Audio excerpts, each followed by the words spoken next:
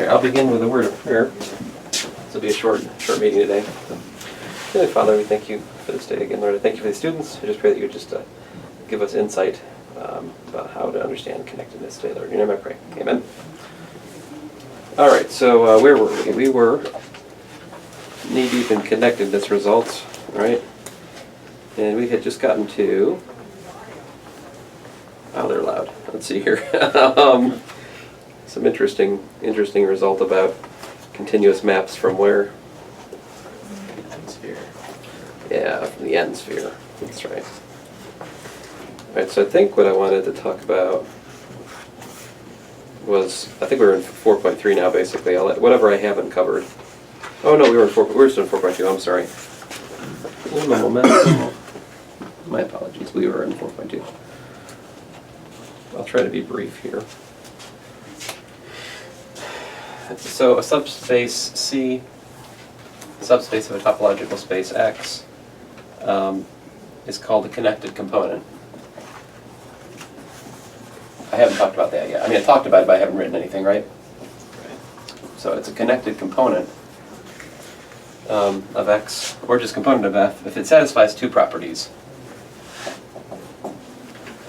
So it's definition, of course. One, C is connected. Well, I think if I had given Nathan time, he would have told me that. Let's see here, right? So, and then if, what is this? If C, it's got this kind of maximality condition. If C is a subset of A, and A is connected, then what?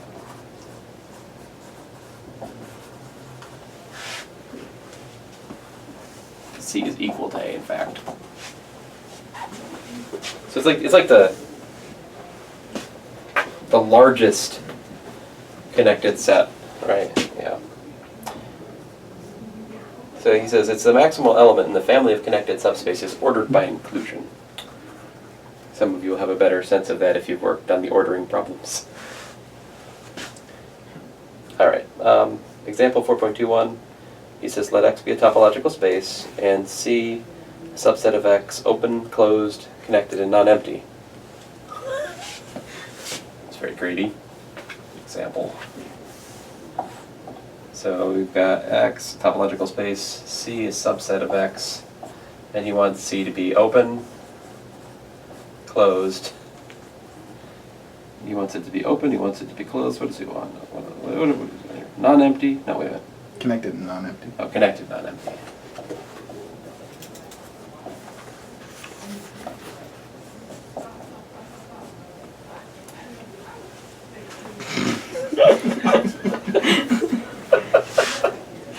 That's fun. All right. Let's see here.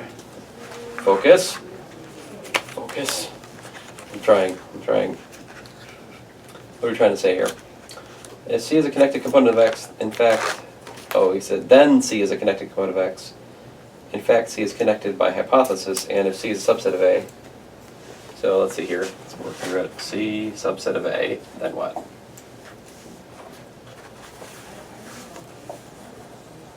C is open, right? Of course, closed and non-empty in A. This is the subspace topology.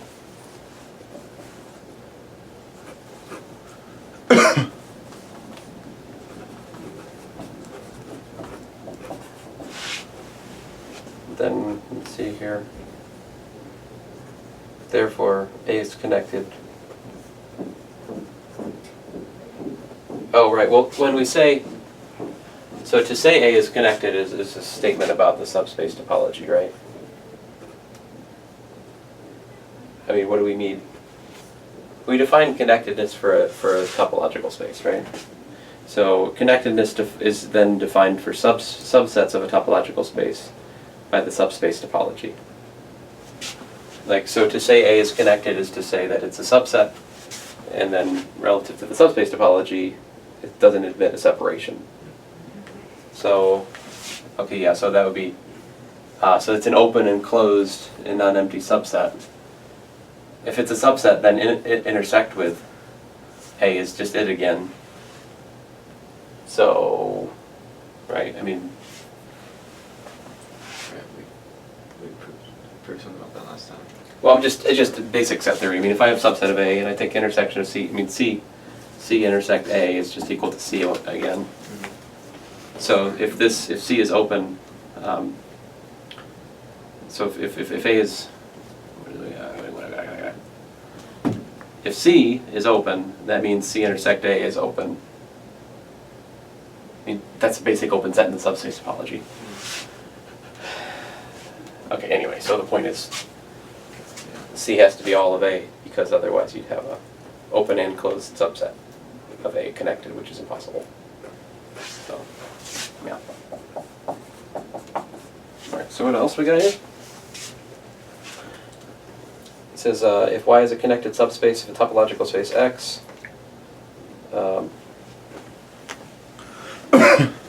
so Y, a connected subspace of a topological space X, then what else? Connected, and suppose we've got another thing, a W, between Y, a subset of W, and W is a subset of the closure of Y.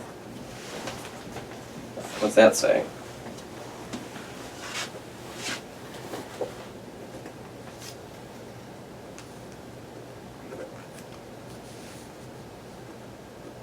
What's the punchline here?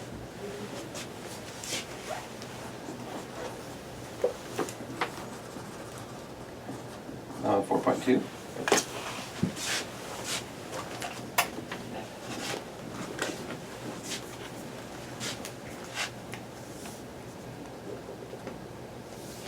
Intuitively, what might you expect?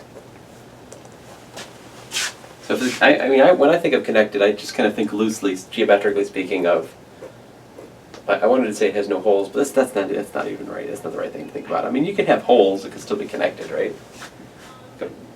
Block of Swiss cheese is connected; it's just got a lot of holes, right? Would it be the W's connected? Yes, right. And that is the result. Yeah. In particular, what else can you say then? W is connected. You also get what? So for example, the closure of a connected set then is also connected, right? All right. So let's look at the proof. We have, if we take Z a subset of W, all right. Non-empty, open and closed in W.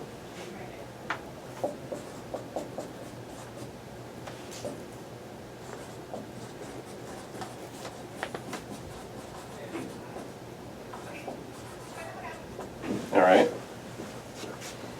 Then what?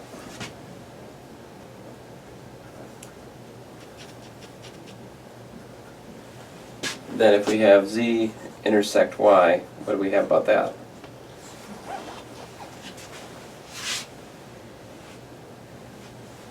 It's usually helpful for me to draw a picture in something like this. I've got X, got Y, and then I'm looking at Z in here somewhere. Where's my W? Between Y and closure. So that's harder to draw. Yeah. So the only way I can do that justice is do some kind of silly thing like this. So then, like, Z is something like, I don't even know how to. That's so. This is the kind of thing we could never really get our paws on, Right. if not for set theory. Like, if you tried to attack this idea in terms of epsilon deltas or sequences or something, I don't think you even have access to this idea. I mean, there must be some way to understand it in that. I don't know, but it's. I don't know what does that even mean. The W between Y and its closure. I mean, the closure of Y is just filling in these dots, basically, in my silly picture. So, It's just, maybe it's got some of the closure, but not all of it. Yeah, I was gonna say maybe Something like W. that. Maybe W is more closed than Y. In the fact that Right, Y is right. open and closed, then Right. W is kind of more Yeah, like a closed partial. points. Yeah. Like a partial closure is my best picture. Okay, so then, so Z is a subset of that, right? But Z intersect Y is what? Well, it's open, right? Is it closed? I think so, because the complement of Z and Y is open, right? Because I mean, if Z is closed, right, then if it's closed in in W, oh man.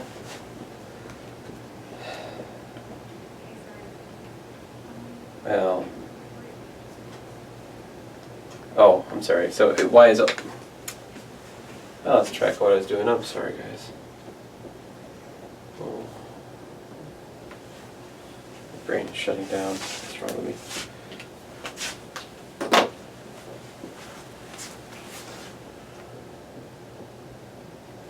So Z intersect Y is open, and he says enclosed. Do you guys see why that's?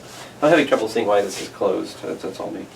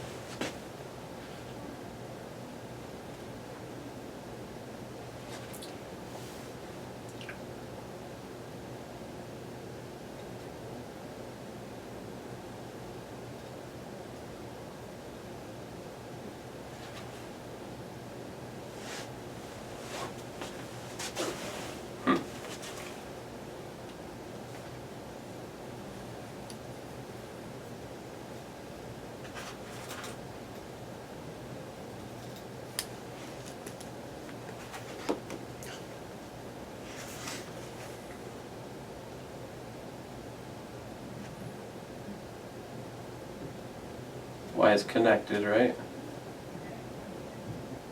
So that means Y is open and closed? Yeah. Is that right?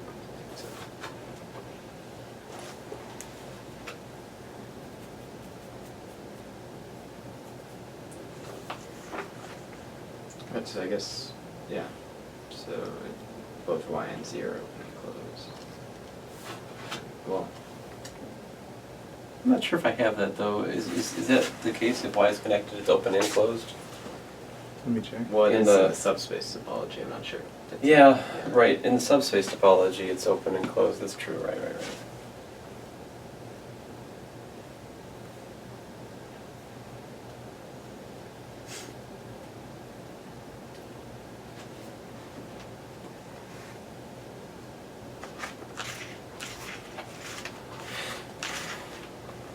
I'm sorry, guys. I'm gonna move along here.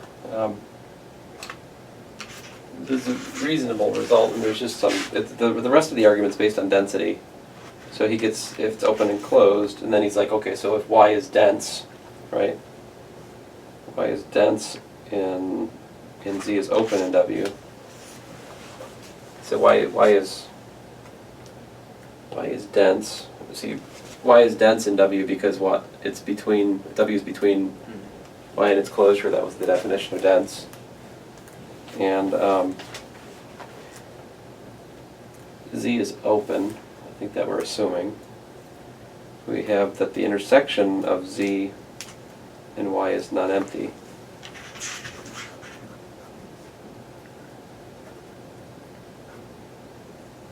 Right.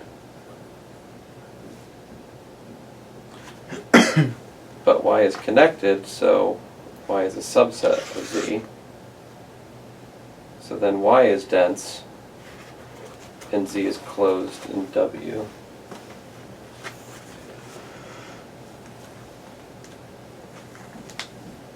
and Z is equal to W.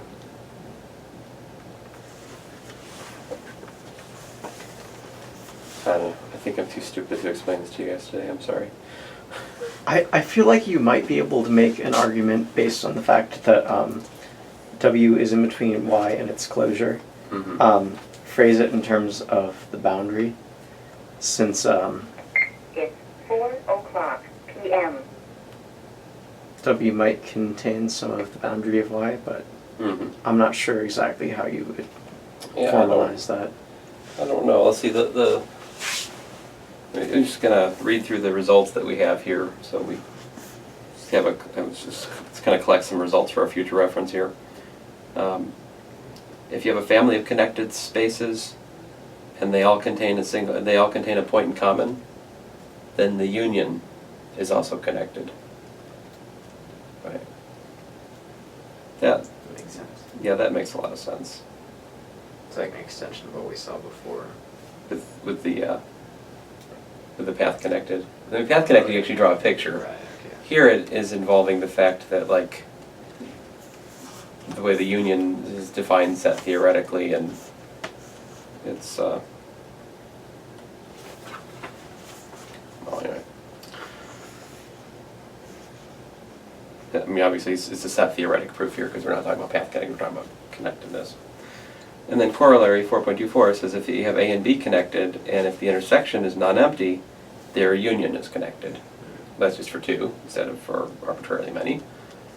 And not for just a point, but for an arbitrary intersection. So that's kind of it's related, I guess. It's not quite an improvement. It's just a different version of it. Lemma 4.25. So you look at a point in the topological space, right? And then you look at the union of all connected subspace which contain that point. And that gives you what's called C of X. That's the so-called connected component of X that contains X. Now I think the interesting places to think about this, for example, is like, I always think of matrix. I always think of like matrix examples. So, for example, you can think about the space GLN over the reals. So what this is this is the space of, this is n by n invertible matrices, right? Now there's a simple continuous mapping we know, the determinant mapping. It's a mapping from this space, right? To what? To minus infinity 0, union 0 to infinity, right? Determinant can't be 0, so the determinant's either positive or negative. And the determinant's clearly continuous because it's a polynomial in the entries. It's just an nth order polynomial in the entries of the matrix. Every entry is a continuous function. I mean, anyway, when you work out the substructure here, you find, of course, the determinant being essentially a polynomial kind of formula. General principle, if you have a formula for something, it's continuous. It's not a proof, but it is a principle. And so, of course, if you look at the inverse image under the determinant of like, minus infinity 0, well, that would be what? That would be like, let's see here. Actually, I'm not sure this is connected. You guys have to help me out here. This would be A and GLN. Such that what? Determinant of A greater than 0. What can we say about that set? I mean, I'm going to pick the low-lying fruit. It's open. That's an open set. And because the inverse image of the other piece is also open, the union of these is also open. In other words, a set of invertible matrices is an open set in the set of n by n matrices. Sorry, what did you mean by GL again? GL? Oh, just as the general linear group. Oh, okay. So it's just Sorry. notation. But it is what I just said, n by n matrices which are invertible. Yeah. That's all. But is it connected? Wait, so didn't we have a theorem or a lemma that said connectivity is preserved by continuous maps? Right. The connected, but So isn't negative infinity 0 connected in the reals? yeah, So Proved that last time. but I need it's like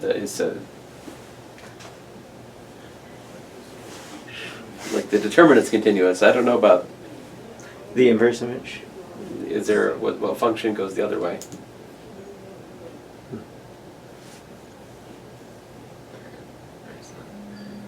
It's not. I don't know. I mean, I could find a function from the reals to the... I mean, that would be a path of matrices. Certainly there are connected paths of matrices. It may be path connected. I'm not sure, actually, right off the top of my head, whether or not the... I feel like it wouldn't be too hard to find a path. Like show that it's path connected. But the things we were doing for path connected last class, not this class, that was very much based on the fact that there are maximal tori in those things we were looking at. There are rotations, so we can like take rotations of just a little bit and connect them. What's the analog of that in just arbitrary invertible matrices? Is there one? Can you write an arbitrary invertible matrix in terms of a rotation and scaling or something?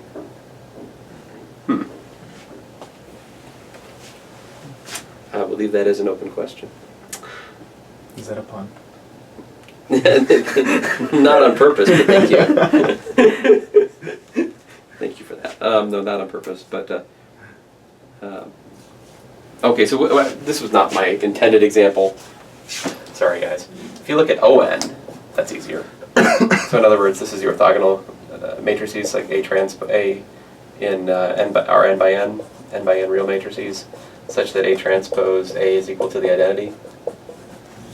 Well, this gives you the condition determinant of A squared is equal to 1, so the determinant of A is plus or minus 1. And maybe it still takes work to show this, but it can be shown that SON is this thing. It's, well, A and ON such that the determinant of A is 1. So these are the so-called rotations. And so this would actually be the connected component of the identity. The connected component of the identity is SON, it's the rotations. In the universe of ON, all right. Actually, ON would be a closed set. Because you could view it as the inverse image of like this mapping. The mapping that is F of A is A transpose A, and look at like that equals to I. The inverse image of I would be ON. So you're looking at the inverse image of a singleton, Which is close. and that's going to be closed. So basically, if you can define your space by an equation, it's going to be closed. Like the Zariski topology we looked at. So yeah, ON is closed. Now the connected component of the minus the identity, well, now it depends on what dimension we're in. In R2, in R4, 2 by 2, 4 by 4, 6 by 6, the determinant of minus minus or minus minus minus minus or minus minus minus minus minus minus, still 1, right? So it's not, I mean, here I'm assuming what? Odd dimension, right? So if n is an element of 2z plus 1, if it's odd, then this is the other thing. I usually call it minus SON. And so ON is this union of the connected component of the identity and the other connected component, sometimes minus the identity, sometimes I have to be. Otherwise, I'd have to change one of the minus ones on the identity to 1, and then I have to determine it minus 1 again. So there are 2 connected components for ON. So I'm keep talking about Lie groups. In Lie groups, what we're going to find is that Lie groups are pretty nice. They basically, you find that the different connected components kind of look the same. They all have the same sort of tangent space structure. So like if you find the tangents, what the tangent space looks like at one connected component of the Lie group, and you want to know what does the tangent space look like at another connected component, to quote the other day, my son, it's boring. It's all the same. All right, I must stop here in a minute. And then section 4.3 talks about covers, but I should talk about that next time because that's really, that's the lead into the notion of compactness. So Friday we'll talk about covers and compactness and try to do some things there. if you guys, if you feel like working out one of the lemmas that I just kind of glossed over and you want to present the proof Friday, feel free to. The floor is yours. Okay. And with that, I must go pretend like I know something about LaTeX. You know about what? The program. Oh. Late